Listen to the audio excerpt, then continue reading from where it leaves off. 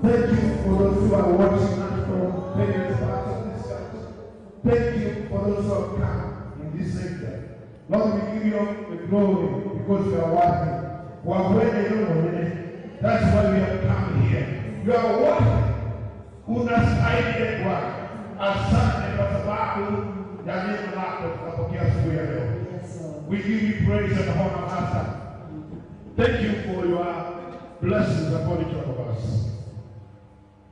We are ready, Lord, to listen from you. I thank you and bless you, Lord. The minister you brought here to speak to us, Lord, I present him for you. And may you use him the way you have purpose today. Give me utterance, Lord, to release that which you have prepared for us. That which you have prepared for your people. In the mighty name of Jesus. Thank you, Lord. Bless you. In Jesus' name we pray. Amen. And we give a hand to the Lord. I want to thank you. I want to honor you, those who have made it. Or have purpose to be here this morning. And I know every time God gathers us.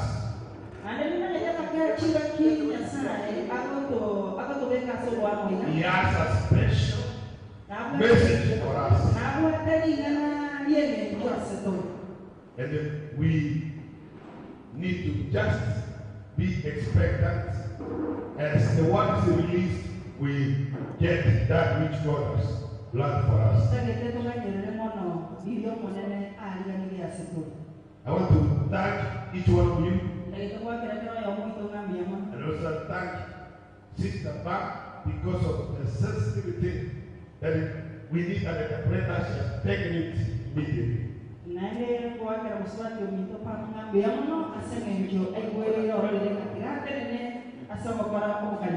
So allow me to invite our speaker this morning. He is a colleague, staff member. And God has given him the ministry of evangelist.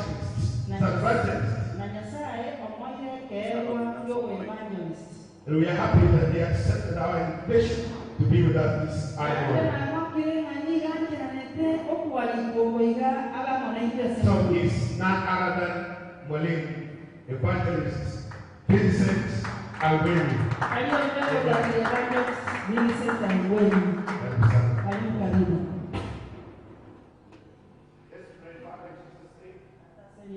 Thank you because of this opportunity. You have some understood before us. Use Lord how you purpose. In Jesus' name. Amen. Amen.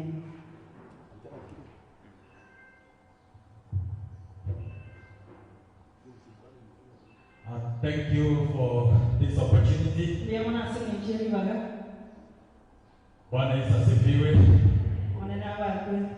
If you are able to see me, you can wave to me. Amen. I'm happy to be here today.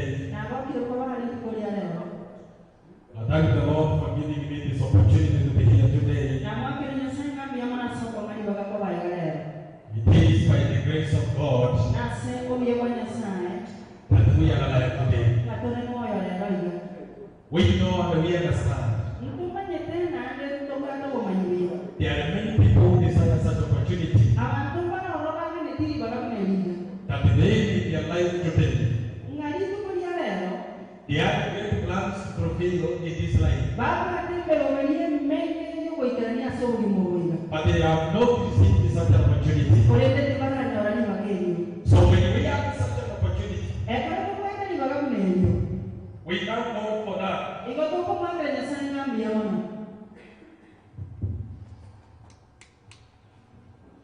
We have every reason to thank our God. There is every reason why we should give God the glory. Father, in the name of Jesus Christ, we thank you for this day. Thank you for those who are listening to me this morning. May the Spirit of God come down and share with us. Father, speak to us, for we need your voice. Father, uplift us. Raise our souls and our hearts. Raise our voices to you, O God. Father, we need to know you and the power that raised you from the dead. You are a God who loves us so much. You are a God who takes care of us. You are a God who fights for us every day. In all the wars of this life, you always stand before us. You always fight for us. You always make us conquerors. And that is why we give you all the glory and the honor. But now as we listen, as you speak to us, we thank you, our Father. In Jesus' name. Amen. I want to share about the power of God in humanity. God's power works in us. We as human beings, there is God's power that works in us. Each and every one of us, there is the divine power of God that works in us. The only thing that you are required is to know that there is this power in you. And that is why I want to begin from the book of John, chapter 17, verse 3. When Jesus Christ was going to heaven, before he could go, one day he made a prayer to his disciples. And this is what the Lord Jesus was saying. He says this. This is the eternal life. Number one, right? That they may know you, the only true God, and Jesus Christ, whom you sent. This is the eternal life. That they may know you, the true God, and Jesus Christ, whom you sent. You see, Jesus is praying to his disciples. And he said that they may know you, the true God. Meaning that there are so many gods in the world. There are so many gods in the world. People know of many gods. People trust in many gods. People put their hope in many gods. But now here, Jesus says that this is the eternal life. That we may know you, the true God. Amen. They may know you, the true God. And Jesus Christ will be saved. If you know the true God, then you will identify the power of God that works in you. If you may know the true God, you will know the good plans that he has for you. If you know the true God, then you can understand what he promises about us. When you know the true God, then you can know how he works in us. You can understand the miracles he does in our life. You can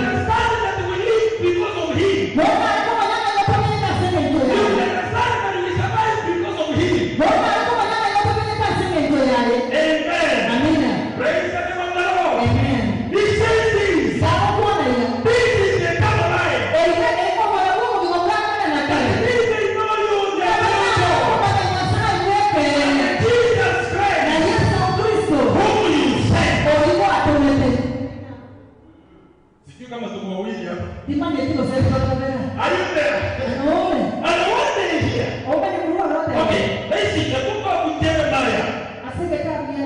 It's a verse which is known. Jeremiah 29 verse 11. This is what you know. It's a verse which we read every day. Where it says this. For I know the plans that I have for you. Who is this speaking? This is the new God that we are serving. Who Jesus prayed when he was going to heaven to his disciples. The Lord who is saying that you know the true God. He is the one that is speaking here. And what is he saying? For I know the plans that I have for you. Declares the Lord. Plans to prosper you and not to harm you. Plans to give you hope. Plans to give you a good future. And that is the true God that we are serving. The Bible says He has great plans for us. He has good plans for us. He has a good and a great hope for us. He prepares for us a good future. He has a good plan for you and me. He has a good hope for you and me. It says that it is plans to make you prosper. It is plans to make you to grow to another level. It is plans to make you shine. It is plans to give you a better future. Amen. And that is why I am taking you to a young man where we are going to see the God's power in him. How God's power working in him. So that you may know that you too, God's power works through you. And that will take me to the message, God's power in humanity. First Samuel, chapter 17, verse 55 and 56. First Samuel 17, 55 and 56.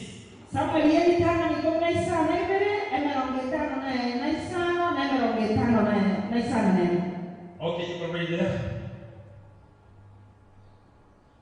Ekero Saul aroche Daudi okagenda kurwana n'Omufilisti oria akaburia Abineri omukyaki gw'emiganda y'abalwanyi. Abineri omusawo oyo n'oyo omu.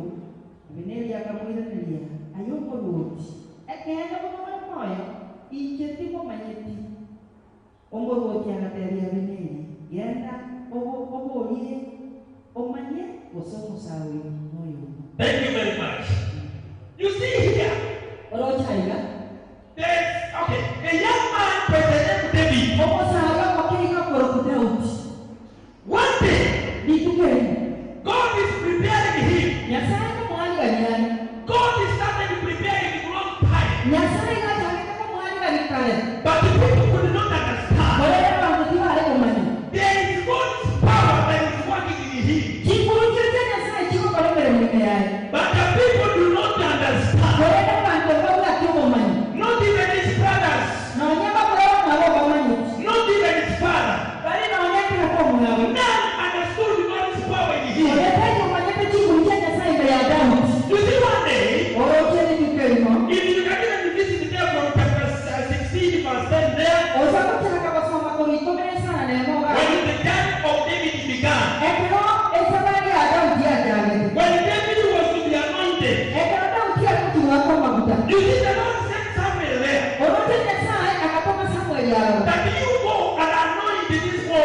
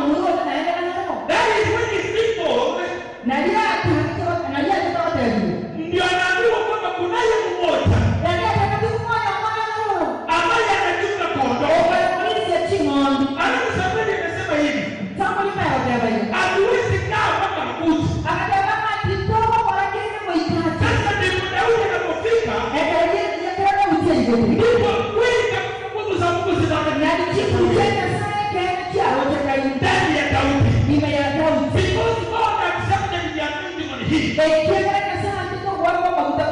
So you can see here that there is power that is working through David. And people never understood. Not even his father. He never understood the God's power in David.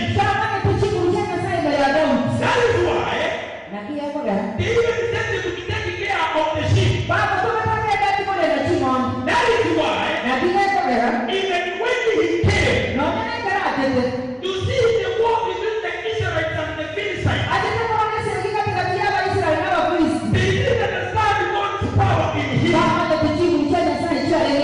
Now one day, the father Jesse, he said to David, that go and see your brother. Go and see the way they are fighting there. And he tells him that you bring me a report. Jesse tells his son David that you go and see how they are going on. Go and see how things are moving on. So that when you come, you give me the report. And David was there. The Bible says that the Israelites were on this hill on the other side there. And there was a valley. And then the Philistines on the other side. And then here comes a huge man. A gigantic man that the people fear. He comes there. He accuses the Israelites. He talks of all the bad things about the Israelites. He disrespects all the Israelites. He looks like business to the Israelites. He gives hate speech. Anaambia mazungumzo baya. Ndipo Daudi akiwa pale. Akasikiza yale maneno. Uchungu ikaingia. Sasa ile nguvu za Mungu ambazo ziko ndani yake. Ile ambayo alifanywa anointing. Ikasimama ndani yake. Akaanza kujisikia vibaya. Akaanza kuuliza. Mfalme anasema aje? Mtu ambaye ataua huyu Goliathi. Atafanywa namna gani? Alafu anaelezea. Akasonga tena. Akauliza wengine. Mtu ambaye ataua huyu. Atafanywa nini? Tena anaeleza. Alafu akaendelea sasa. Wakati anasonga mbele. Watu waongelee. Wanamuona Daudi. Wanaona kijana mdogo. Wanamuona mtu asiyekuwa na skills of war.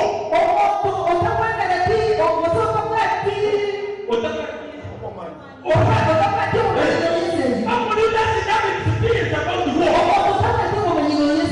Somebody doesn't have any know-how about the fighting. Somebody doesn't have weapons. Somebody doesn't have anything. That is what they see. But they don't see. Lakini hawaoni nguvu za Mungu ambazo ziko ndani yake. Sasa Daudi akasoma. Akasema huyu mtu nitakapigana na yeye. Huyu mtu naye atanijua. Huyu mtu naye atanitambua. Atajua Mungu wako Israeli. Atajua Mungu anakalia watu wake. Akasoma mbele. Ndugu zetu wanamwangalia.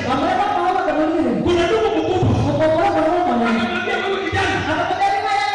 Umeachia nani kodoo? Tuko na kodoo kidogo sana. Tuko na kodoo kidogo sana. Nisikia vile anasema. Nataka uone kuna nafasi hapo. Let's take the first one verse right. Angalia kwa verse 28. All right? 28, yeah. Hapo 17. Bendito ya 17. Verse 17. Eliab okungura manene omwabo Daudi akaibwa muna akokwana n'abantu akabanenda amwanya nase Daudi akateba nikiegera watijana ningokwatigira licho ligia like iking'ombe umeatia nani kondo kidogo ningokwatigira licho like wewe unajua vizuri sana tuko na kondo kidogo ayana mwana makasana wewe unajua vizuri sana tuko na kondo kidogo Umani tena kwa tukate licho like kidogo sana tukate licho like sana ambayo Mungu akipa itaenda yote nikana mama Mungu kwenda itaenda yote na wachiko ndio chionzi umeatia nani iko kwa tigera umekuta hapa sasa tuko na wacha wewe kitana ayoko Mungu umeatia nani kondo iko wewe kwa tigera licho like iking'ombe chito kitana mkubwa kuna hasira okurama na wana na wangu au na uchungu awati na wangu umeacha wapi kondo iko kwa tigera ching'ombe ukakuta kwa vipi watu tayari sisi kitana mkubwa omwana wake kijana mkubwa okurama na hata kama yeye ni mkubwa Majakara manene, hata kama yeye ni passport majakara mutani, kuna kitu moja hatui teka mongera tamani. nguvu za Mungu Chiku cheka sana. ndani ya Daudi Igoro ya kime ya Daudi. Bwana Yesu asifiwe Amina. Bwana Yesu asifiwe Amina. nguvu za Mungu ndani yako Chiku cheka sana inaweza ile. kuwa uko mdogo Na wewe nyalika na yeye moke. inaweza kuwa uko mdogo Na wewe nyalika na yeye moke. lakini watu hawajui Bodi na wewe ndo manye. nguvu za Mungu ndani yako Chiku cheka sana ikilika yao. sasa anamwangalia anasema kijana toka Akamwambia ya mudai na karua. ende ukatize kondoo Genda uli ole ndani hicho lakini hicho. kumbuka siku hiyo Ole ndani ya kipindi. Daudi aliachia Mungu kondoo amchukue Yaani atikiri kwa mondo chimwandika na morende. akamwambia tu wacha niende hivi halafu nitarudi Akabadilika tunaka na yangu yona nande. wacha nikimbie tuende ndugu zangu ili halafu nitarudi Nilifanya kwenda kwa mwana mitonya. sasa Daudi anauliza Daudi anamuuliza. yaani Mungu hata hawezi ongea Yaani moto tano bwana. amesoma kwenda mtu nisikie vile anasema yaani Mungu hawezi ongea hata alafu ndio ndio unasema Daudi akatema. Daudi akasema Niki na kwa lingi. akili imefanya nini Kwa boli kuoka na boli. kuboli kuboli Na boli yuko boli kuoka hiyo. kuboli ambia tunataka kuboli kuboli Kwa boli kuoka hiyo. kuboli Uliza tu hivi. mutura ito muturu kyahe Mtu ambaye ataona huyu mtu. wale kuna kujita hewa kuboli kuboli Mimi sijapewa. wanakumbana Ngoja nipatie kitu. kuboli kuboli Ninauliza tu. na kubwa na maana tini Ndio maana unataka my brother ninauliza tu hivi. ndio mtu huyo Ukiua wiki kyahe wewe utapewa nini? ndio umeongea mambo makali Ndio na ndio kuna na matini. ndio nimekuja kutambua Lakini acha kumbe wakati mwingine Unaenda ania hivyo wingi. hata watu hawataki kuongea Naona watopata hizo kuna watu wanaweza kukuzuia atopa wala hawataki nguvu za Mungu ndani yako atopa kitu kulichirikiri ya. kuna watu wanaweza kukunyang'anya maiki Atopa wala kuna maneno mengi. kuna watu watakunyang'anya sauti Atopa wala kuna hawataki hata uongee bata ni kitu bwana. kuboli kuboli Ukuuliza tu hivi. soma chini kidogo Elio Daudi akiona gochiase omondo. Daudi akaona hataki kuoshi zaidi Daudi akaona hakuna haja ya akaja watu mwingine akauliza akabolia mondo. Akabolia Elio Daudi akiona gochiase omondo. Akabolia mangana alia konya aboli. Abantu bakamwira nelia buna konya bakamwira n'ibitangani. Ekera abantu bayikwete amangana ya Daudi bakagenda bakayateria Saulo na Saulo akamurangiria Daudi akateria Saulo mondo ndetako moyo asoko mwobo omukristo oyo iche omusombo ningenda kumulwa Sikati Daudi anakuja hapo iboka Daudi agoja nguvu za Mungu zikifanya kazi ndani yake akara chiku chenye sasa kiwa kwa nini anawaangalia Waisraeli akaendelea Waisraeli kisha wameogopa kuna baba waile kisha wanashuka nyuma kuna makona usiku mjimaya alafu anamwambia hivi akamanya kwa tayari Mungu nitakusipoa Mungu mtu asiwakopeshe Mungu nitakusipoa alipo mtu asiwape huyu hizo ni nguvu za Mungu zinaongea ekile chiku chenye sasa kibokuwa ndani ya Daudi ime ya Daudi Mungu nitakusipoa Mungu mtu asiwape huyu aliona vile wanaume wanasoma nyuma akarabana usiku mjimaya akaona watu wa vita akarabana segi. watu walio na mishale, Abantu batekiza. watu walio na mikuki, Abantu watu ambao wamepigana vita siku nyingi, abantu barwanira sigi bila batema. wanasonga nyuma. Kuna watu wajimaya. Paulo anasema hivi, Leo tunakwambia Timotheo sikuwa Mungu. usiogope. Maneno yanatoka sikuwa kwa. Ambia tunaweza kumwambia usiogope. Timotheo sikuwa Mungu.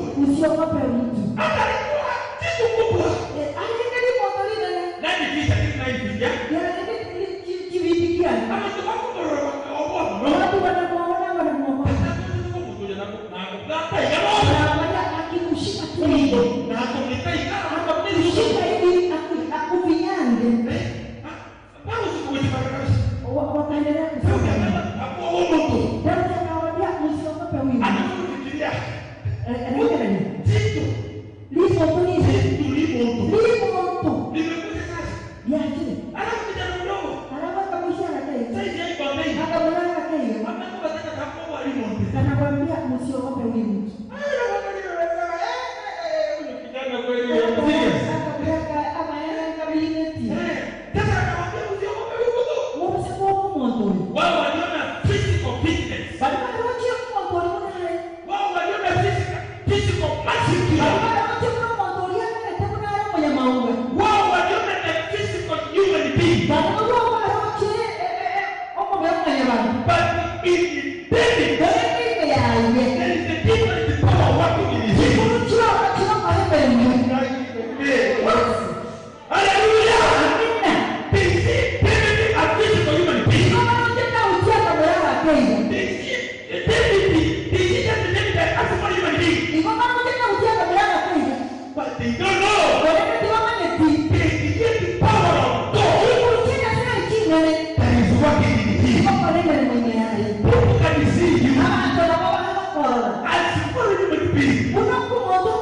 People can see you as physical human being. People can see you. They know your background. They know where you are coming from. They know how you are poor. They know the way you dress. They know what you eat. They know your body. But they don't know the power of God in you. I wish they could have known who David was and then the power of God that was working in him. Why do you blame you are listening to me this morning? Don't despise yourself. Don't despise yourself. The power of God working in you.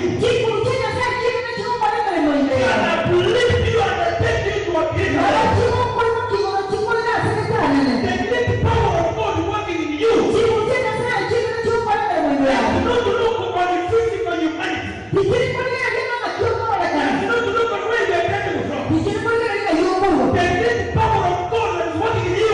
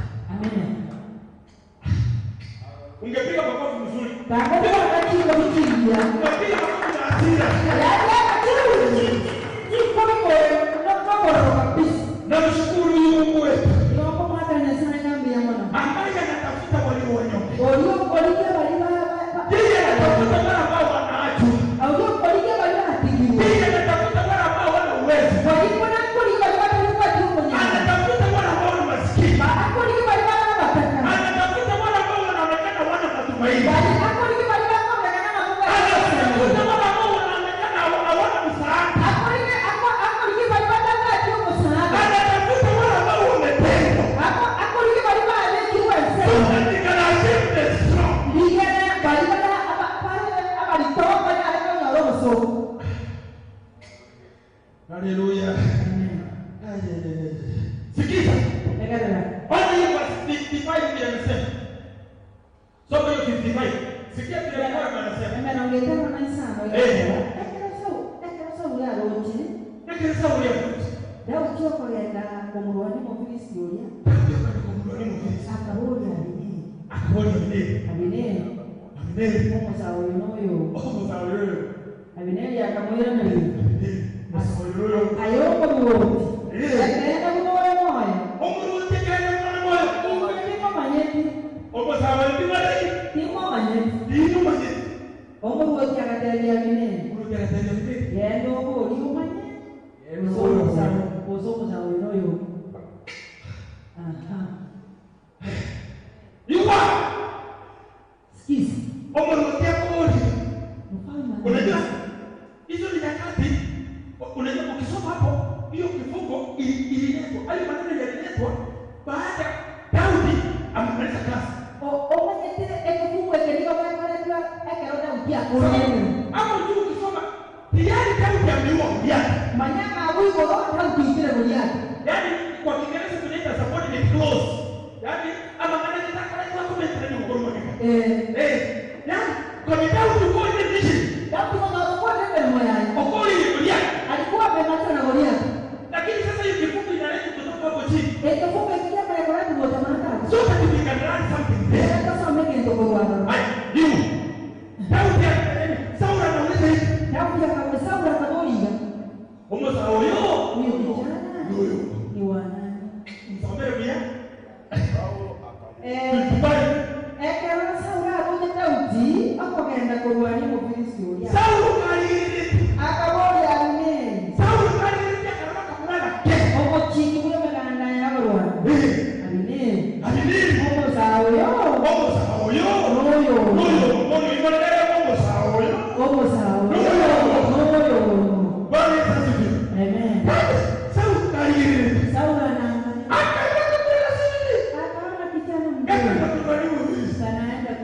amanya kama Abineri anaenda kupigana na Abineri mtakoro mnene alinayo mnene da Abineri wewe ni mkubwa hapa. Abineri inoma kitaba kubanga Abineri wewe unajua watu. Abineri kujibu inoma mnene kanite mnajulikana Abineri kujibu tunako kwa inoma kitaba wewe unajua watu katika kijiji. Abineri inoma mnene kanite Abineri kwani nini mnajulikana?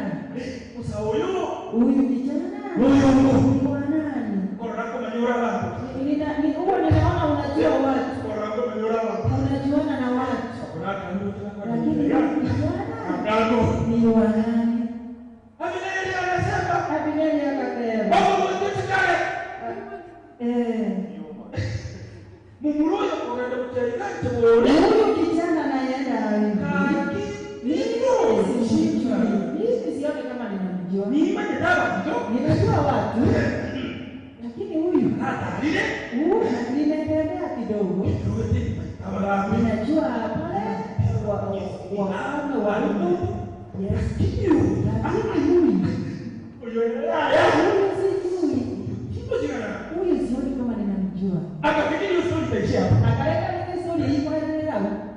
56 sikia kwa tena. Kwa wote akatembea Abineri. Yeye ndio mwenye usomo za huyo. Abineri tata unapokurwa. Vile tunavyotoka hapa Abineri. Mbona ndio mwoni? Nenda uulize. Ujue huyo kijana ni wa. Bwana Yesu asifiwe. Mwana na baba. Utaenda uulize kijana. Okay, ndio ulimu sawa huyo. Akuta Malaysia. Ndio kule na huyo kijana tofauti bwana. Sawa yale hapi. Huyo kijana nikimwangalia hivi ninaona yako tofauti. Sawa yale hapi.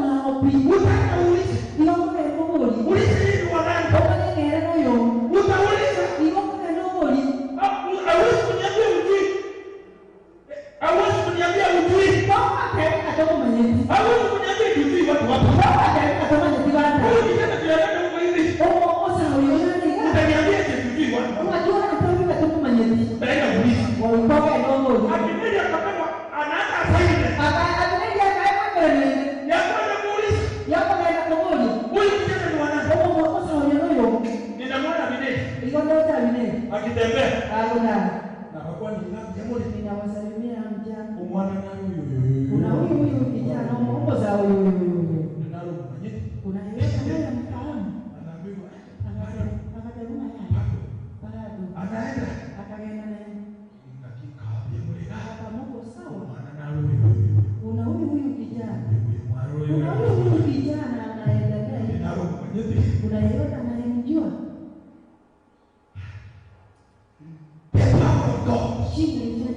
in David. ime ya The Daudi. power of God Jibu chanya sana. in humanity. Ime ya mwana wa. Watu walishindwa kutambua Aba yako bakasiye kwa mwana. kwa sababu watawahi kuona, Ekia kama bana kwa mwana. kwa sababu watawahi kusikia, Ekia kama bana kwa mwigo. hawatawahi kuona kupita yoyote. Bana kwa mwana sasa leo.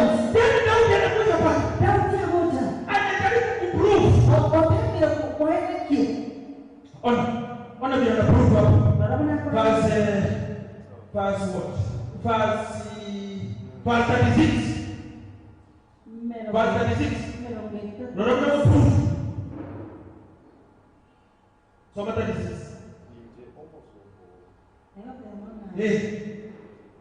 Inche okusongo na bebe kuita chindo ne chidumu na boiko kuna na kolete chingiti chiria ni koromo Filistiolia otarogeti oyo chaire meganda Yesu Ajiasa. Daudi anajaribu kuprove. Daudi anataka kufanya kitu. Mimi vile unaniona hivi. Nje wana moto ujeni. Msiniangalie mwili. Mbona sasa ndo roho wewe? Msiniangalie physical appearance. Mbona sasa wana kitu rekana? Msiniangalie maumbile. Mbona sasa wana kitu mbili? Mimi Nje. nimewahi kuwa simba. Na wewe moita chindo. Watu wanamwangalia hivi. Wasema ni kijana gani anasema nini? Ama ndo bakamwambia ligala kutumia sawa jambo kwa. Nimeua simba. Na itile chindo. Wakati simba alikuwa anakuja, Ekara chindo chia ndio. sasa hivi amekamata mbuzi, kondoo. Chia kunile chindo. Mimi ninajua kondoo ya Mungu. Injeni wana leo kuchibua kana rusie ngoni ya nani. Lakini pata waoni. Lakini Lakini pata watakui. Kolende mpaka mani. The power of God in humanity. Chingu chenya saa kile mwanya wa. Ndio ilifanya Daudi akajulikana. Na kichi alete Daudi akamanyakana. Ndio ujulikane. Na yule amanyakana. Ndio ujulikane. Na yule amanyakana. Ndio amanyakana. Thank you very much. Ndio amanyakana. Ndio ujulikane. Ndio amanyakana. Kuna mambo lazima utayapitia. Ana alikuwa ete. Number 1. Na mbele. Ndio ujulikane. Ndio amanyakana. Uwezi julikana hivyo tu. Ndio amanyakana ndio sai. Hauwezi kaa hapo ili ujulikane tu. Ndio amanyakana. Kuna mambo yatafanyika ni ujulikane. Kuna mambo itatendeka. Ndio nguvu za Mungu zionekane ndani yako. Sasa sikiliza. Ndio ujulikane. Number 1. Lazima ukutane na watu wasiokuwa na nia nzuri kwako. Bwana asifiwe. Yes. Ndio ujulikane. Ndio ujulikane. Lazima utakutana na watu wasiokuwa na nia nzuri kwako. Watu ambao wanakukemea. Watu ambao wanakwambia hutaweza. Watu ambao mawazo yao kwako sio nzuri. Watu ambao wanataka kukurudisha nyuma. Ndio ujulikane. Lazima utakutana na watu. Ndio upigane vita nao. Ndio upigane vita nao. Ukiwaheshimu watauliza, huyu mzee ni wa nani? Huyu mama anatoka wapi? Huyu kijana ni wa nani? Kwa hiyo kazi namba 1 ndio ujulikane. Lazima ukutane na watu wasiokuwa na nia nzuri kwako. Namba 2 ndio ujulikane. Lazima kwanza usaulike. Bwana asifiwe. Ndio ujulikane. Lazima kwanza usaulike. Daudi alisaulika. Wakati babaka anaambiwa, yeye Samweli amefika pale. Amemwambia nimetumwa hapa nianue kitu. Baba yake yeye anaangalia mwili. Anaenda kwa vijana wamekula vizuri. Watu wenye ni matuko kwa.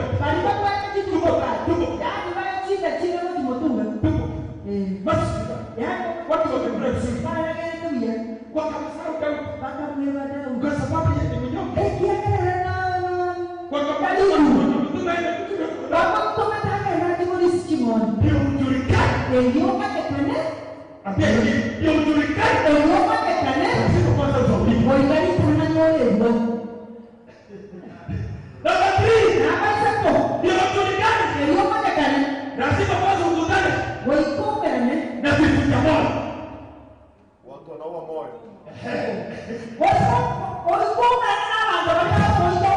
Ndio ujulikane. Lazima kwanza ukutane. Na vitu vya moyo. Watu ambao wanakuita moyo. Watu ambao wanakwambia utaweza. Unajaribu kuprove kwa mimi hapo awali nimeona Mungu akifanyia. Nimeona watu wengi wanafurahi. Bado hawasikii. Wako hapo tu. Kukuvuta moyo. Kumbuka Nehemia. Wakati Nehemia alikuwa anajenga ukuta. Alifariki na kupia wazee. Kuvuta moyo. Kuvuta moyo. Watu ambao wamefanya masters hivi. Kuvuta moyo.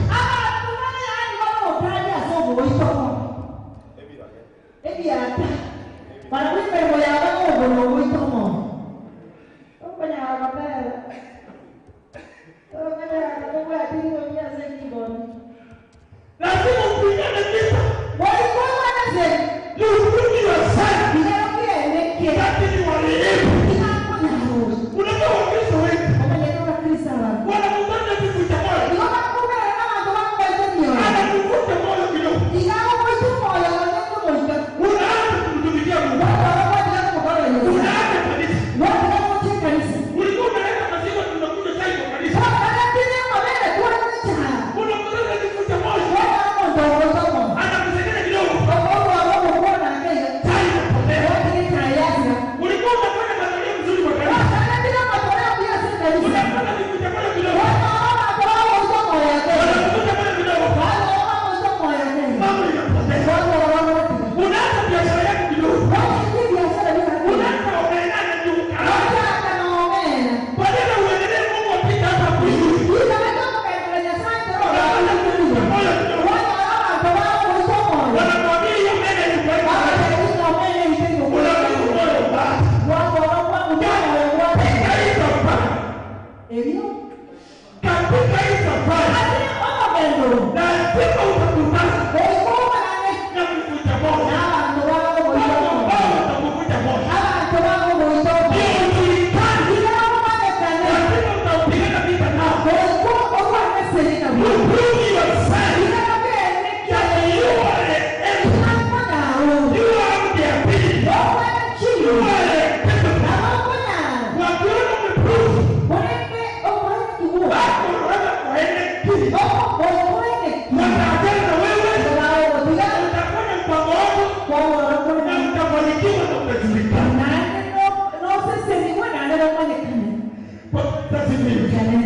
Ndio ujulikane.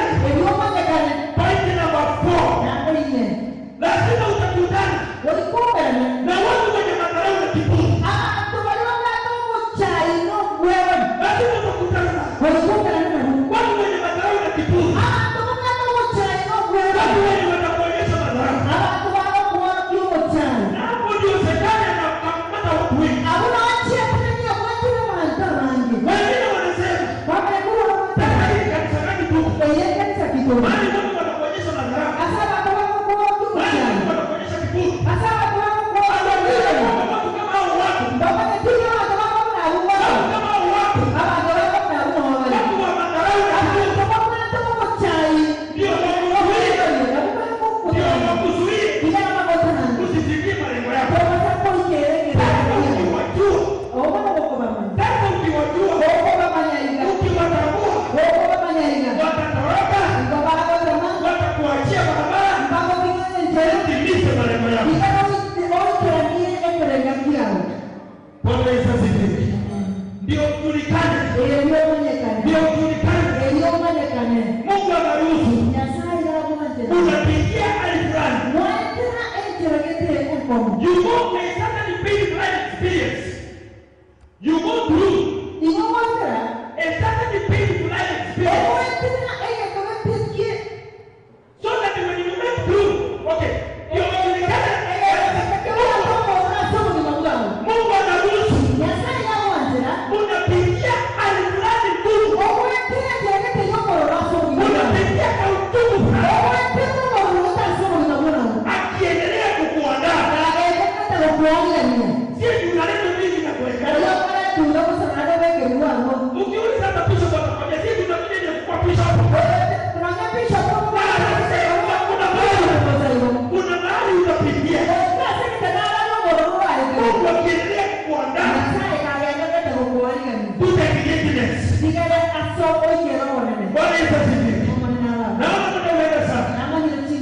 ya. Sasa nataka ujue mambo haya. Alidoganya mama.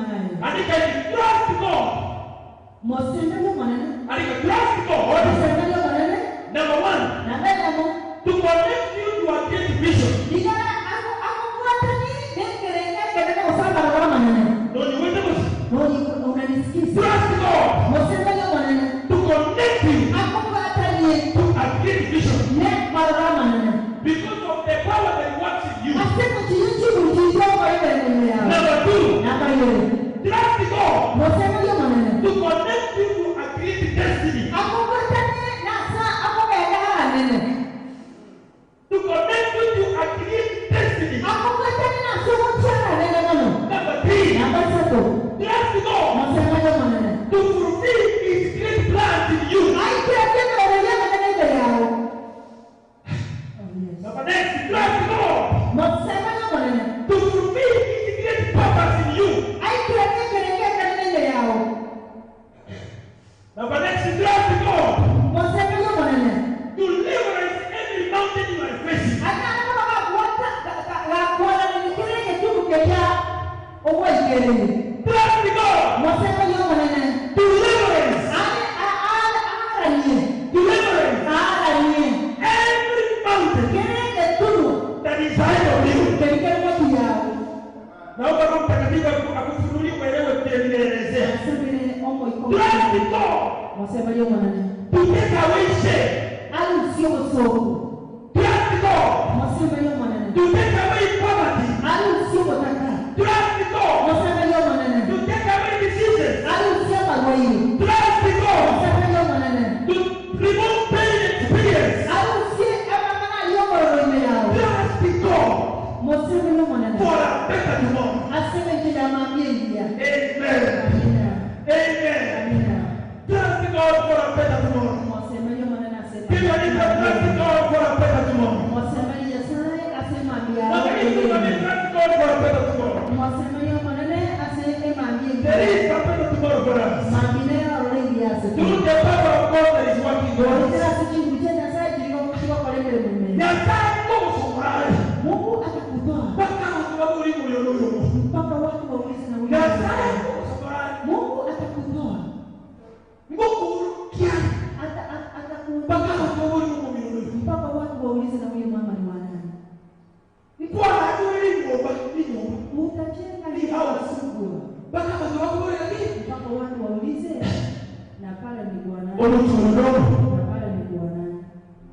Na kimoja kilimeni kwa masomo.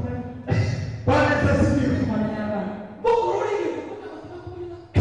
Utafanya kitu mpaka watu waulize. Mungu anatumika hata mjukuu. Akushika mkono akuenda ng'ambo ile nyingine, watu waulize.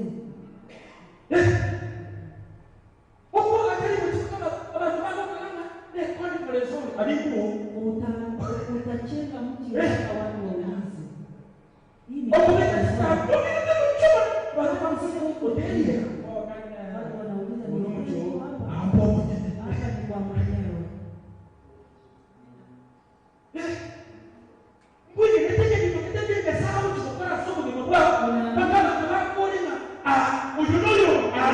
Unaamini kuna mambo Mungu anaenda kutenda kwako mpaka watu waulize na hapa ni kwa nani? Yasai na wangu kumwili. Nobody biashara ni. Biashara ni nene. Watu watauliza hapa ni kwa nani? Unasema hapa ni kwa nani?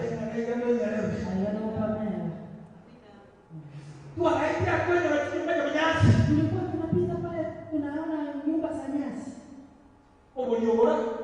Mtu amenunua hapa. Hapa ni wanaanza naambiwa hapana. Nimechukua alikuja.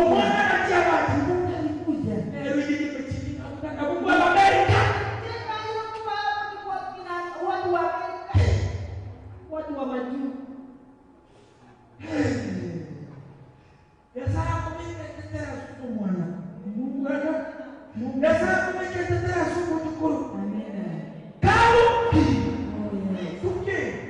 Amen.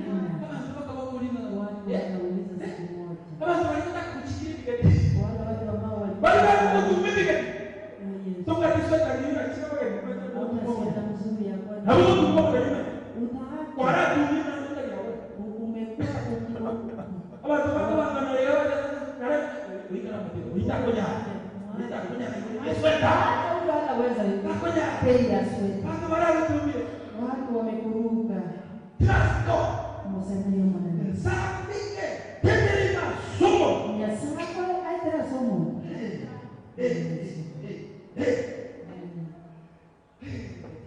tika Wacha.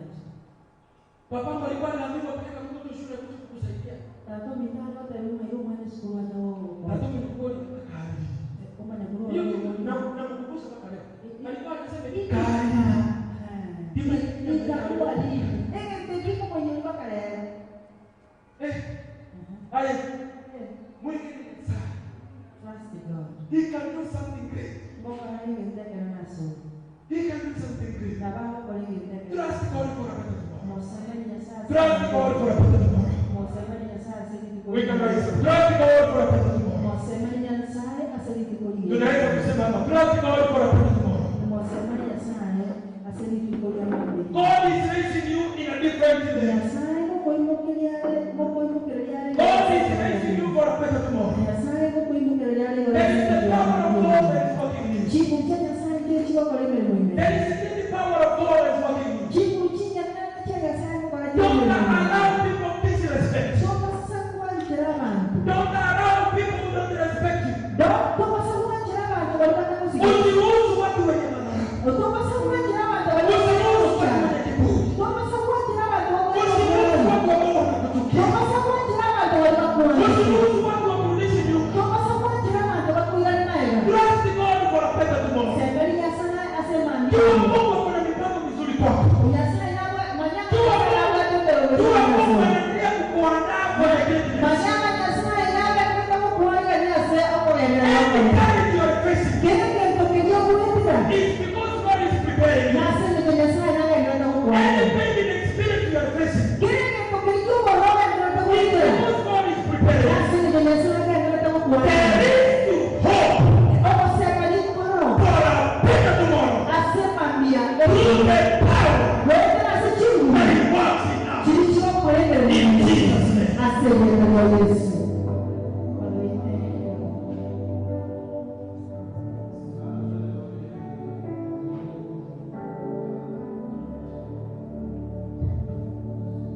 Asante Bwana Yesu kwa sababu ya fadhili zako ni za milele. Asante kwa sababu ya siku ya leo ambayo Bwana umetupatia hata kupata neno lako kutoka kwa mtumishi wako, na kushukuru kwa sababu ya neno hili ambalo limeanguka katika madhabahu haya, na wote wale ambao wamepata nafasi kutusikiza. Ee Bwana, naomba ikapate nafasi katika maisha yetu, uweze kusimama pamoja nasi, watu wasituone, lakini nguvu zilizoko ndani yetu zikaweze kusababisha mambo kutendeka, na watu waje kuulizia kwamba je, huyu ni mtoto wa nani? Katika jina la Yesu wa Nazareti, naomba kwamba Bwana, kupitia hizi nguvu, waja yeyote aliye na shida katika asubuhi ya leo ukaweze kutatulia.